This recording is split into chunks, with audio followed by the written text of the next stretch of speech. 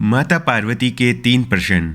Number 1, कौन सी स्त्री समय से पहले विधवा हो जाती है? नंबर 2, कौन सी स्त्री को जीवन में कभी सुख नहीं मिलता है? नंबर 3, कौन सी चीज पत्नी पति को मांगने पर भी नहीं देती है? एक बार भगवान शिव कैलाश पर्वत पर बैठे थे तो माता पार्वती भगवान शिव से मिलने के लिए जाती है और कहने लगती है, प्रभु, जब मैं आपसे मिलने के लिए आ रही थी तो मेरी नज़र मृत्युलोक पर पड़ी।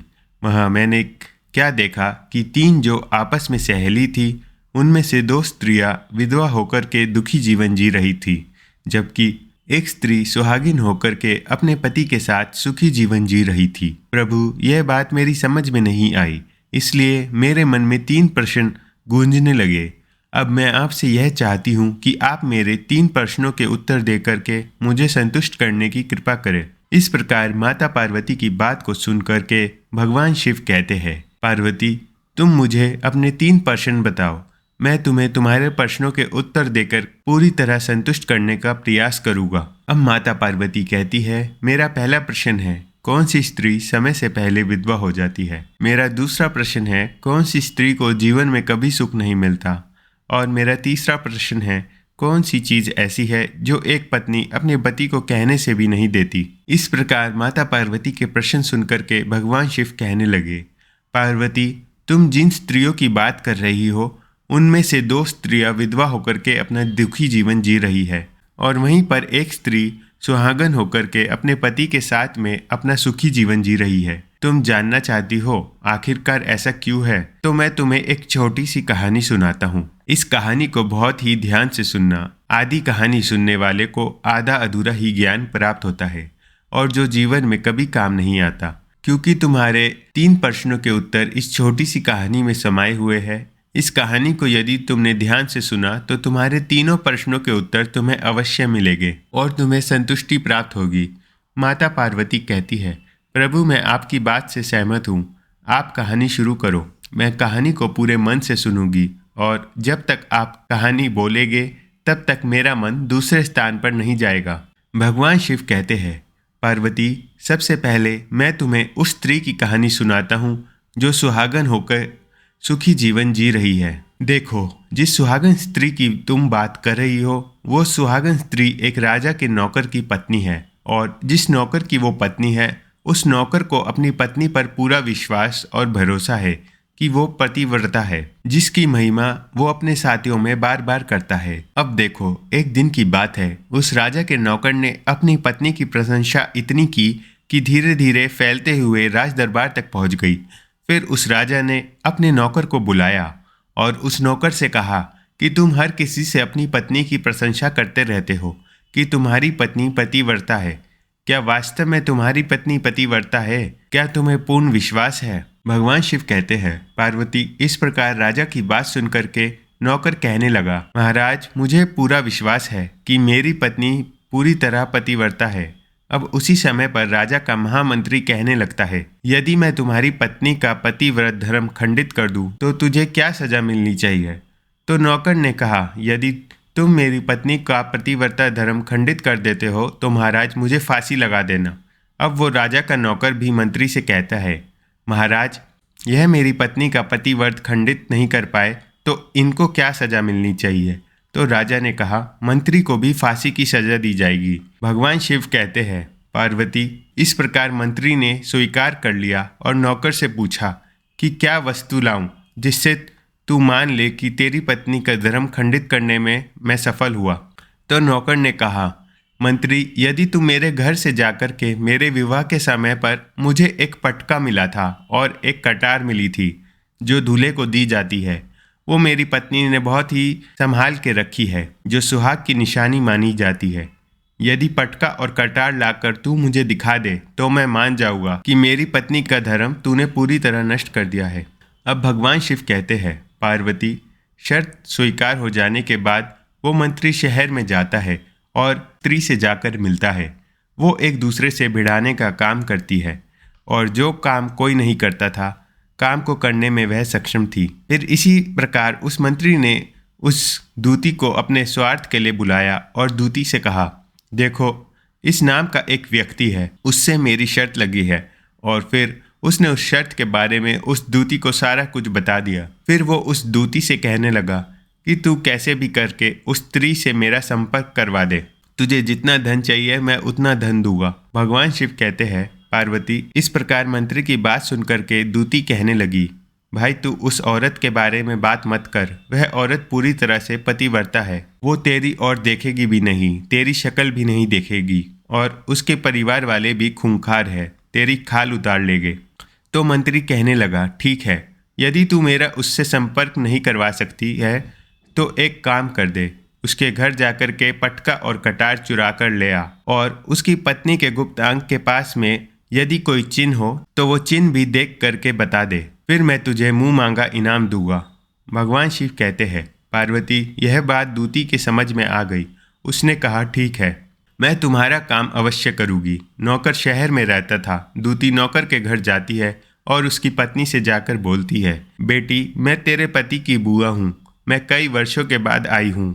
तो स्त्री ने कहा, आओ बुआ जी, मैंने आपको पहले कभी नहीं देखा, इसलिए पहचाना नहीं। और इस प्रकार उस दूती को नौकर की पतिव्रता स्त्री ने बहुत बड़ा सम्मान दिया, मगर उसे क्या मालूम था कि यह उसके साथ में छल करने आई है। अब भगवान शिव कहते हैं, पार्वती इस प्रकार वो दूती उस पतिव्रता स्त्री के साथ में 2 दिन तक रुकी। जिस समय वो स्त्री स्नान करने लगी तो दूती उठ करके उस पतिव्रता स्त्री की कमर मलने लगी। उस पतिव्रता स्त्री ने बहुत मना किया, फिर भी वो नहीं मानी और कहने लगी, मुझे तो बेटी से भी प्यारी लगती हो, तुम मना मत करो। कुछ दिनों के बाद में मेरी तुम्हारी मुलाकात पहली बार हुई है। अब ऐसा कह करके वो दूती मुंह पर हाथ फेरने लगी। फिर आंखों को धोने के बहाने से उस दूती ने उस पतिव्रता स्त्री की आंखों में पानी मार दिया और उस स्त्री की आंखें बंद हो गई। इस प्रकार गुप्त अंग के पास जांघ पर उस स्त्री के एक तिल था जो उस दूती ने देख लिया। बस उसका काम बन गया।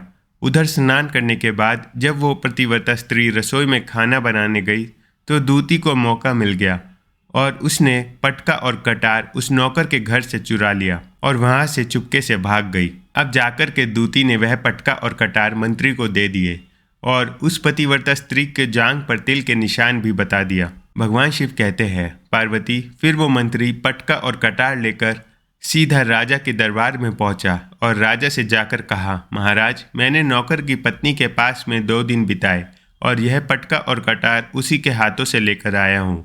फिर राजा ने दरबार लगाया और नौकर को बुलाया तथा महामंत्री से सभा में पटका और कटार नौकर को दिखाने के लिए कहा। फिर राजा की आज्ञा पर मंत्री ने उस नौकर को पटका और कटार दिखाई और उसकी पत्नी की जांघ पर तिल भी बताया तो नौकर मान गया कि वास्तव में आज मेरी पत्नी ने अपना पतिव्रत धर्म पूरी तरह से भंग करवा लिया। भगवान शिव कहते हैं, फिर तो राजा ने फांसी का दिन 15 दिन के बाद रख दिया और कहा, नौकर को 15 दिन के बाद फांसी पर चढ़ाया जाएगा। और उसी प्रकार नौकर से उसकी अंतिम इच्छा पूछी तो नौकर ने कहा, मैं अपनी पत्नी से अंतिम बार मिलना चाहता हूँ। भगवान शिव कहते हैं, पार्वती इस प्रकार राजा ने उस नौकर को आज्ञा दे दी कि ठीक है, तुम अपनी पत्नी से मिल सकते हो। फिर नौकर अपने घर गया और अपनी पत्नी से कहा कि तुमने मेरे साथ में बहुत बड़ा धोखा किया। मैंने तुम्हारे विश्वास पर मंत्री से ऐसी शर्त लगाई थी कि राजा के दरबार में राजा के सामने मैंने कहा था कि मेरी पत्नी के पतिव्रत धर्म कोई नष्ट कर दे तो मुझे फांसी लगा देना। अब मुझे 15 दिन के बाद फांसी लगा दी जाएगी। मेरे साथ विश्वासघात करके तुमने ठीक नहीं किया। भगवान शिव कहते हैं, पार्वती उस पतिव्रता स्त्री ने अपने नौकर पति को सारी बात बताई मगर उसे विश्वास नहीं हुआ और पुनः वो राजा के दरबार में पहुंच गया। फिर उसे कैद में डलवा दिया गया। अब उधर नौकर की पतिव्रता पत्नी ने परमात्मा को याद किया और राजा के दरबार में गई और राजा से नाच दिखाने की आज्ञा मांगी। क्योंकि वो स्त्री बहुत ही सुंदर थी और उधर राजा नाच के शौकीन थे, इसलिए राजा ने आज्ञा दे दी। सभी मंत्री शंत्री आदि उपस्थित होकर के इस सुंदरी का नाच करवाने की पूरी व्यवस्था करे। भगवान शिव कहते हैं, फिर तो सब मंत्री महामंत्री राजा आदि दरबार में उपस्थित हुए। फिर उस नौकर की पत्नी ने जब नाचना शुरू किया तो राजा को उस स्त्री का नाच बहुत ही सुंदर लगा। फिर राजा ने कहा, तुम मुझसे क्या मांगना चाहती हो? तुम जो भी मांगोगी मैं तुम्हें वही दूंगा। भगवान शिव कहते हैं, पार्वती फिर उस नौकर की पतिव्रता स्त्री ने कहा, महाराज आपकी सभा में मेरा चोर है जिसने मेरे रुपए लिए थे मगर आज तक वापस नहीं दिए। उसे फांसी की सजा दे दे। अब राजा ने कहा, ठीक है, बताओ मेरे दरबार में तुम्हारा चोर कौन है, उसका नाम क्या है, मैं उसको फांसी की सजा अवश्य दूंगा। भगवान शिव कहते हैं, पार्वती, फिर उस नौकर की पतिव्रता स्त्री ने कहा, महाराज, आपका मंत्री मेरा चोर है, आप इसको फांसी की सजा दे दीजिए। अब उधर जैसे ही मंत्री ने सुना कि यह सुंदरी मुझे अपना चोर बता रही है, तो मंत्री कहने लगा कि है महाराज, मैं कसम खाकर कहता हूँ कि मैंने इसका कुछ भी नहीं चुराया, मैंने इसको आज तक देखा ही नहीं, तो मैं इसकी चोरी कैसे कर सकता हूँ, मैंने आज तक इसकी शक्ल नहीं देखी है। अब भगवान शिव कहते हैं, पार्वती, जैसे ही मंत्री ने कहा कि मैंने सुंदरी की शक्ल आज तक नहीं देखी है, तो वो सुंदरी कहने लगी कि महाराज, यदि यह मंत्री मुझे जानता नहीं है तो आप इससे यह पूछिए कि यह पटका और कटार कहाँ से लाया था। मैं उस नौकर की पत्नी हूँ जो आपके यहाँ नौकरी करता था और आप मेरे निर्दोष पति को फांसी पर चढ़ाने वाले हैं। मैं आपको पूरी कहानी सुनाती हूँ। यह जो आपका मंत्री है, इसने मेरे पास में अपनी एक दूती को भेजकर मेरी जान के तिल का पता लगाया और उसने ही यह पटका और कटार चुरा करके इसको लाकर दे दी। और आपके मंत्री के द्वारा भेजी हुई दूती जब मेरे घर पर आई थी तो उसने मुझसे कहा था कि वो मेरे पति की बुआ है। वो पहली बार आई थी, इसलिए मैं उसको पहचान न सकी। और महाराज, इस प्रकार मैंने उस स्त्री को अपने यहाँ पर बहुत बड़ा सम्मान और अपने यहाँ पर ठहरने की व्यवस्था की। भगवान शिव कहते हैं, पार्वती, इस प्रकार उस नौकर की पतिव्रता स्त्री की बात को सुनकर के राजा ने दूती को बुलाया। फिर उस दूती ने राजा को सारी सच्चाई बताई। फिर राजा ने उस नौकर को छोड़ दिया और मंत्री को फांसी पर चढ़ा दिया। भगवान शिव कहते हैं, पार्वती, इस प्रकार उस नौकर की पतिव्रता स्त्री ने अंत में राजा से कहा, महाराज, मैं अपने पति से बहुत प्यार करती हूँ, मैं एक चरित्र स्त्री हूँ, कभी भी अपने पति का नाम तक अपने मुंह से नहीं लेती हूँ। अब भगवान शिव कहते हैं, पार्वती, मेरी कहानी पूरी हुई। अब तुम अपने तीनों प्रश्नों के उत्तर सुनो। तुम्हारा पहला प्रश्न था, कौन सी स्त्री समय से पहले विधवा हो जाती है? तो जो स्त्रियां अपने पति का नाम लेती है वो समय से पहले ही विधवा हो जाती है, क्योंकि पति का नाम लेने से पति की उम्र कम हो जाती है और समय से पहले ही उनके पति की मृत्यु हो जाती है। ऐसी स्त्रियां जो पति का नाम लेती है वह समय से पहले ही विधवा होकर के एक दुखी जीवन जीती है। बस यही राज की बात है कि तुम जिन 3 सहेलियों की बात कर रही थी उसमें से 2 विधवा थी और एक यह नौकर की पत्नी थी जो पतिव्रता स्त्री थी। यह पतिव्रता कभी भी अपने पति का नाम कभी भी अपने मुंह से नहीं लेती थी। उधर वो दोनों स्त्रियां जो विधवा होकर के जीवन दुखी जी रही है वो हमेशा अपने पति का नाम लेकर ही बुलाती थी, जिसकी वजह से उनके पति की उम्र कम हुई और फिर वो दोनों स्त्रियां समय से पहले ही विधवा हो गई और आज वो दुखी जीवन जी रही है। इसलिए कभी भी स्त्री को अपने पति का नाम अपने मुंह से नहीं लेना चाहिए। अब तुम्हारा दूसरा प्रश्न था, कौन सी स्त्री को जीवन में कभी भी सुख नहीं मिलता? तो समझ लो, जो स्त्री अपने पति के बिना अनुमति के किसी तीर्थ स्थान या उत्सव पर जाती है उनके जीवन में कभी सुख नहीं आता। ऐसी स्त्रियां जीवन में दुखी रहती है और उन्हें पति को भी प्रेम नहीं मिलता। अब भगवान शिव कहते हैं, पार्वती, तुम्हारा तीसरा प्रश्न था कि ऐसी कौन सी चीज़ है जो एक पत्नी अपने पति को मांगने से भी नहीं देती?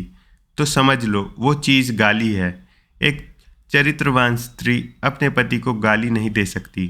जो स्त्री गाली देती है वो स्त्री कभी भी चरित्रवान नहीं होती और ऐसी स्त्री जीवन भर रोती है। उसके जीवन में कभी भी सुख की घड़ी नहीं आती और समय से पहले ही ऐसी स्त्री विधवा हो जाती है।